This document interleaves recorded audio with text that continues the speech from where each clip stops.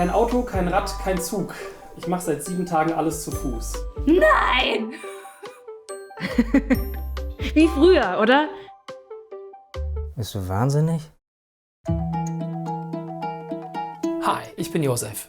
Und ich wollte wissen, was passiert, wenn ich auf alle üblichen Fortbewegungsmittel verzichte und nur noch zu Fuß gehe. Hier in Köln. Ich habe gezählt. Ich nehme ungefähr 8-mal die Woche die Bahn, vielleicht 2-mal im Monat ein Taxi oder ein Uber, ein Auto besitze ich nicht und mein Rad wurde gestohlen. In meinem Job sitze ich sehr viel und zu Fuß gehe ich eher kurze Wege, wie zum Beispiel zur S-Bahn oder zum Einkaufen. Daher komme ich am Tag nur ungefähr auf 1000 bis 2000 Schritte, wenn es hochkommt. Aber das werde ich jetzt ändern. Was glaubst du, wird passieren? Du wirst sehr früh aufstehen müssen, wenn du frühe Termine hast. Also erstens denke ich, die wird es vielleicht gut gehen, weil ich sitze viel zu viel. Ich glaube, du sparst eine Menge Geld. Und tust was für die Umwelt. Ich habe mir einen Zeitraum ausgesucht, in dem ich viele Termine in der Stadt habe und jetzt keine in Hamburg oder München, weil da kann ich nicht so gut hinspazieren. Dennoch waren meine Termine über die ganze Stadt verteilt. Was wird das Schwierigste? Kondition vielleicht? Du wirst abnehmen? Durchgeschwitzte Klamotten vielleicht? Wow, ich finde das voll cool. Ich wusste nicht, was passieren wird. Würde es mich total stressen? Komme ich immer zu spät? Werde ich endlich sportlich? Breche ich meinen täglichen Schrittrekord oder gebe ich sogar auf? Und dann ging's los. Direkt am ersten Tag habe ich mich komplett nach Google Maps gerichtet, um ungefähr einschätzen zu können, wie lange ich zu Fuß brauche. Guten Morgen, ich habe einen 5,1 Kilometer langen Spaziergang vor mir, denn ich muss rüber nach Mülheim. Es war ziemlich kalt draußen und ich hatte schon die Sorge, dass ich krank werde, weil es so kalt war. Aber nach ungefähr 20 Minuten Fußweg war ich komplett durchgeschwitzt. Nicht so ein bisschen, sondern so richtig fies. Anders als bei meinem Uhrenexperiment kam ich aber fast eine halbe Stunde zu spät. Durchgeschwitzt, fertig und nicht mal pünktlich. Das zog sich durch den Tag fort, weil als ich die halbe Stunde verloren hatte, holte ich nicht mehr richtig ein. Vor allem Ampeln gingen mir an dem Tag total auf die Nerven, weil ich dauernd anhalten musste. Das führte am Ende dazu, dass ich immer schneller ging, aber trotzdem nicht pünktlicher ankam. Am nächsten Tag taten mir ganz schön die Füße weh, aber das war ja auch kein Wunder. Ich hatte meine Schrittzahl von ungefähr 768 auf über 7000 pro Tag erhöht. Aber es musste weitergehen und am zweiten Tag hatte ich ganze 24 Kilometer Fußweg vor mir. Das Schwitzen war ein ernsthaftes Problem, da ich oft bei meinen Terminen ankam und dann erstmal im T-Shirt da sitzen musste, weil ich so sehr schwitzte. Am dritten Tag packte ich mir endlich ein Deo ein. Insgesamt war der zweite Tag ein ziemlicher Erfolg, weil ich die 24 Kilometer durchgezogen hatte. Es war auch kein reines Spazieren mehr, es war schon fast Sport. Übel zu schmerzen. Am dritten Tag kam ich nirgendwo zu spät, wenn man den einen Termin rausnimmt, wo ich 5 Minuten zu spät war. Und das, obwohl ich 1,5 Stunden dahin gelaufen bin. Die 1,5 Stunden waren aber auch eine gute Zeit, um zum Beispiel mal ein paar Podcasts zu hören, die ich schon lange hören wollte, oder ein paar Sprachnachrichten zu beantworten. Ich nutze mein Spazieren also für alles Mögliche. Ich bin richtig fertig. Heute bin ich 32 Kilometer gelaufen. Durch das Zu-Fuß-Gehen konnte ich natürlich insgesamt weniger Termine pro Tag wahrnehmen. Das war aber insgesamt gar nicht so schlecht. Ich tendiere ja immer noch dazu, meinen Kalender ziemlich voll zu hauen mit Terminen. Und das Spazierengehen entschleunigte nicht nur mich, sondern es entrümpelte auch meinen Kalender nochmal. Was ist dein meistgenutztes Fortbewegungsmittel? Zug. Auto tatsächlich, wenn man einkaufen fährt, wenn man in die Stadt muss. Für kurze Strecken wirklich auch zu Fuß, weil ich wirklich hier in der Kölner Innenstadt alles zu Fuß sehr gut erreichen kann. Und für Langstrecken Auto. Wann oder wohin gehst du zu Fuß? Ich gehe zu Fuß manchmal zur Arbeit. Ich gehe zu Fuß, wenn ich mit dem Hund spazieren gehe.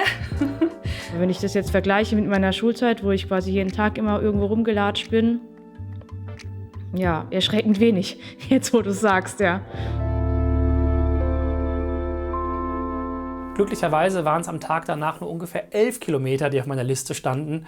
Und ich freute mich ganz schön über rote Ampeln, denn das waren jetzt endlich Verschnaufpausen und keine Bremsen mehr für meinen Weg. Dieser ganze Tag entschleunigte mich. Das war auch ganz gut, denn die ersten Tage waren ganz schön stressig und ich hatte einen krassen Stechschritt entwickelt, weil ich nie genau wusste, wenn Google mir eine Zeitangabe sagt, ob das auch stimmt oder ob ich zu langsam bin. Inzwischen konnte ich das gut einschätzen. Das hieß, ich fing auch an, mir mehr Zeit zu lassen und wurde auch innerlich immer ruhiger und entspannter beim Spazieren. Und dann machte ich die Podcasts, die Hörbücher und die Sprachnachrichten aus.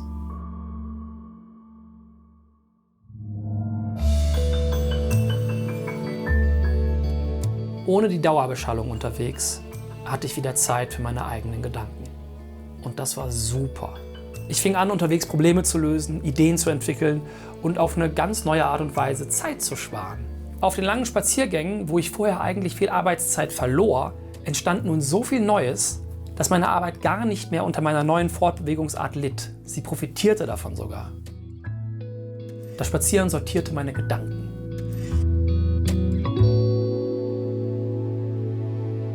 Am letzten Tag musste ich ein wenig Technik zu einem Dreh mitbringen. Das war tatsächlich ein bisschen anstrengend, weil das ganz schön schweres Zeug war. Und dann kam auch noch der Regen, der mich überraschte, was dazu führte, dass ich wirklich komplett nass am Drehort ankam. Oh, jetzt habe ich mit dem Wetter mal ein bisschen Pech gehabt. Insgesamt gab es übrigens auch eine Menge Nebeneffekte, mit denen ich gar nicht so gerechnet hätte. Meine reine Arbeitszeit am Tag war weniger, aber die Tage fühlten sich länger an. Ich lernte meine Stadt viel besser kennen, fand auch mal ein paar Abkürzungen, wenn irgendeine Baustelle den Weg versperrte. Ich schlief viel besser und wurde tatsächlich fitter. Ich hatte mehr Hunger, weil ich mich ja mehr bewegte, aber tatsächlich gar keinen Bock mehr auf so viel Junkfood. Ich aß tatsächlich mehr Gemüse und Nüsse und sowas. Mein Stuhlgang wurde besser. Und ich war insgesamt viel besser drauf. Und dann beschloss ich, dieses Experiment auf unbestimmte Zeit zu verlängern. Und am nächsten Tag... Okay, Moment. Kannst du das bitte einmal kurz wiederholen? Naja, es wäre halt gut, wenn du nach Gießen kommen könntest, weil Köln, das funktioniert jetzt für mich gerade nicht. Ja. Laut Google würde ich nach Gießen ungefähr 1 Tag und 7 Stunden zu Fuß brauchen, wenn ich ohne Pause durchlaufe.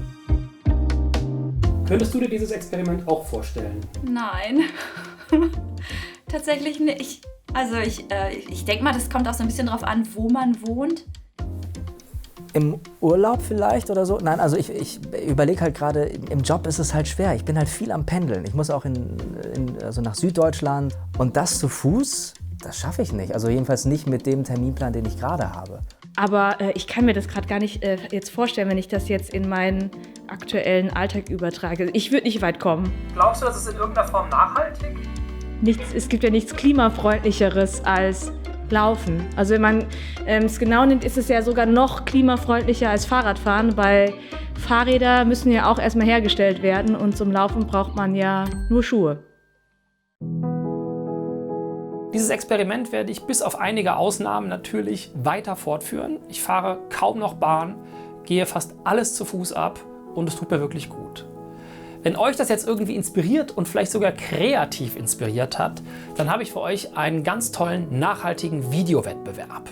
Bei Take 17 könnt ihr mit maximaler künstlerischer Freiheit ein Video zum Thema Nachhaltigkeit machen. Das kann Selbstexperiment sein, ein Kurzfilm, ein Musikvideo, Poetry Slam, alles was ihr wollt. Und ihr könnt bis zu 1.000 € gewinnen, wenn ihr mitmacht. Ich bin schon sehr gespannt auf eure Videos und freue mich da reinzuschauen. Liken, kommentieren und teilen hilft immer sehr. Ich freue mich sehr auf eure Kommentare und freue mich natürlich auch, wenn ihr das Video teilt. Lisa Sophie Laurent hat übrigens das gleiche Video auch gemacht. Wir hatten mal wieder die gleiche Idee, sie war nur wieder viel schneller. Ich bin einfach zu langsam. Schaut gerne auch mal bei ihr rein und lasst ihr gerne einen lieben Kommentar da. Bis bald.